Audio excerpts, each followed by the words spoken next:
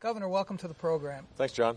Let's talk about this lands plan. I don't want to go through every bit of it, but you talked about a more inclusive process for establishing national monuments. As you know, the president has just established recently a 700,000-acre national monument here. You're opposed to that?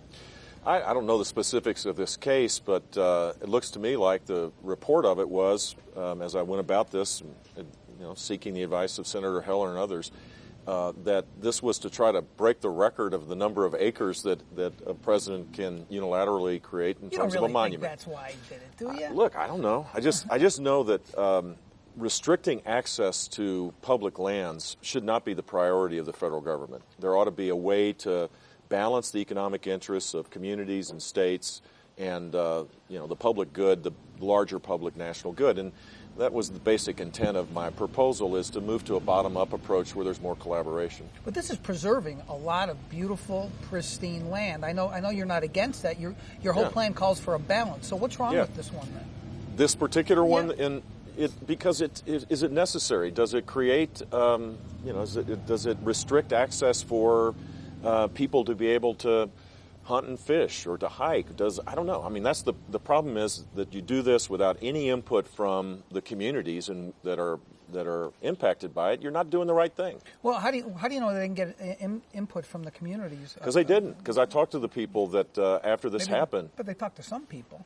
Well, they didn't talk to enough people. There wasn't the kind of input that I think when you own the kind of percentage of a state that the federal government has, I think you have a responsibility to be much more sensitive to the broader needs of the citizens of that state. You were somewhat noncommittal when asked at this roundtable about the issue of transferring of federal land back here. 85% or so of the land in Nevada is owned by the federal government.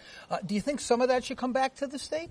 I think we ought to look at pilot programs for it. I don't think that you should turn all of the federal lands without having gone through this process that I think is the first step, which is to create a partnership for solving problems. That was the focus.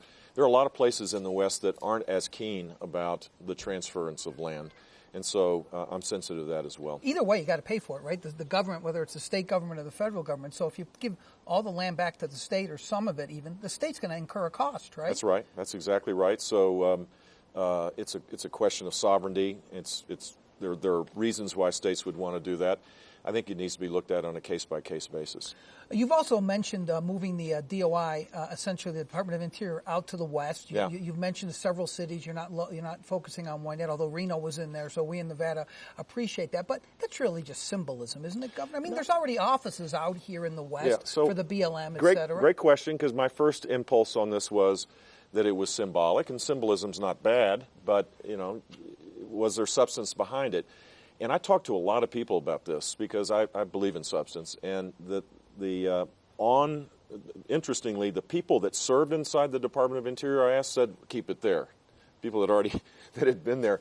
The people that have had relationships with the Department of Interior from outside thought it would be a great idea. But why? I mean, people out here know what's going on. Because the secretaries are typically from the West, but a bunch of other people that live in Maryland and Virginia don't have the same sensitivity. And I think moving in this particular case, look, the EPA has a broad agenda throughout all 50 states.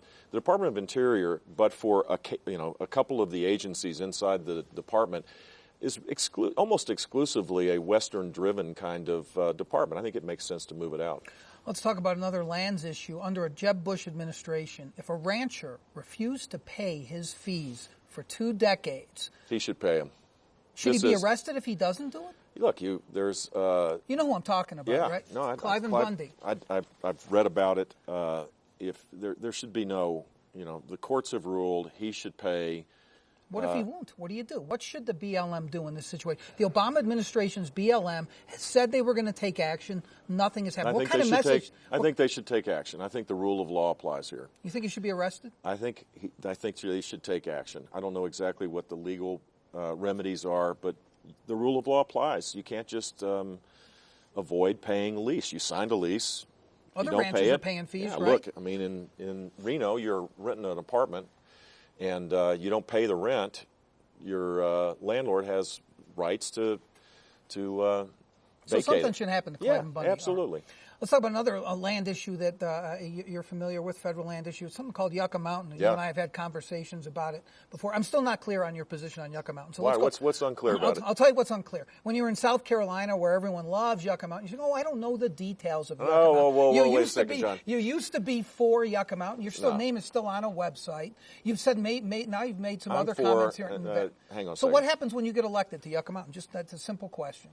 We are going to go through a consent-oriented process. Just as I believe that we ought to have a consent-oriented process as it relates to the management of federal lands, we should do the same thing for nuclear waste. What does that mean, consent-oriented? That means that there are places in this country that would love to be able to have be the repository for nuclear waste. Everglades? Where? No, that geologically wouldn't work. I'm kidding. Where do you think it should go? New Mexico, Texas have communities there, regions there would compete for it, and that's exactly what we should have. A consent-oriented approach would get the lowest possible cost with the greatest community support to solve a problem.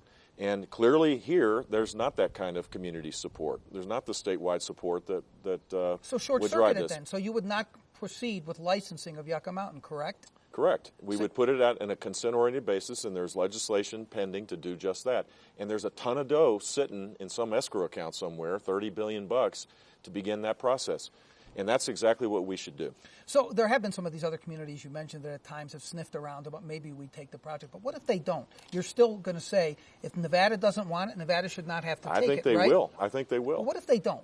They will. I mean, there's always a solution to problems. Just to say that there's not, if the state of Nevada is completely against this, then there's going to be a solution. I mean, I've talked to people in Texas, and I haven't gotten the same detail in New Mexico, but I've been told that there's real interest in doing this. What we need to do is start the process, get going.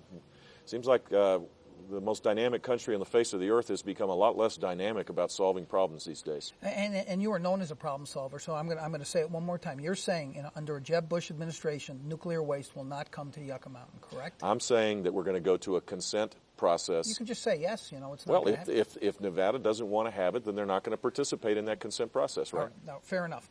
Since the theme of the day is states' rights, you talked about the 10th Amendment, erosion of the 10th Amendment, Washington, D.C. bureaucrats. Let's talk about another subject you're familiar with, gaming.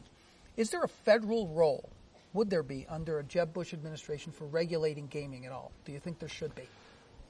My impulse is to say no, but is there anything specific that online gaming? Maybe internet gaming. Some people think it should gaming. be banned by the federal government. Do you think it should be banned by the federal government? I don't know how you can regulate online gaming state by state. I don't know. That could be a challenge since there's no boundaries in the internet. So maybe that's the proper place. Do you worry about online gaming? Is it something that concerns you? I do. Look, I'm 6-0 in my fantasy football league. Have I told you that? That's online gaming, It isn't because we don't have. You don't have a website. You don't use a website. We use a website, and it costs $20 for the website to be maintained. We're not gambling. We're paying CBS Sportsline $20. Oh, that's splitting hairs. You know that. It's not gaming. You just wanted to brag about your fantasy sports I am. I'm bragging record? big time. 6-0. I'm leading my family's league. But here's the deal: the other forms of these betting elements of fantasy football, unregulated, I think there's cause for concern about that, and there should be some review of this. I don't know if it's. My guess is that the federal government's the proper place to look at this stuff, because how do you regulate the internet unless it is on a national basis? Would you consider a ban of online gaming?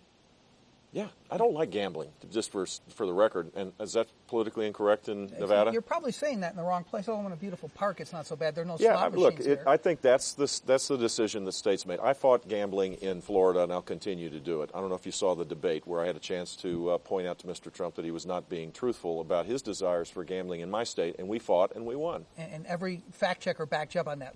Thank God.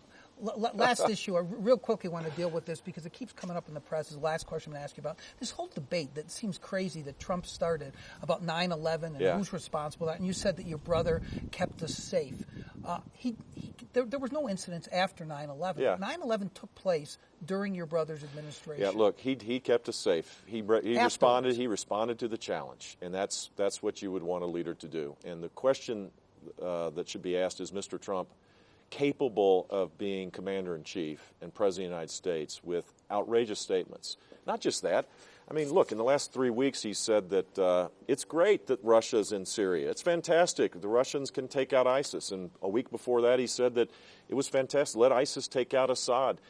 I mean, he doesn't want to recognize American leadership in the world as a force for good. Does and your brother bear any responsibility at all for 9/11? No, and I don't think FDR has any responsibility for Pearl Harbor either. And so the last question is, President Obama then has kept us safe too then, under that same construction, correct? He has, but he's weakened our posture in the world, and now we're in a much more dangerous place than the day he got elected.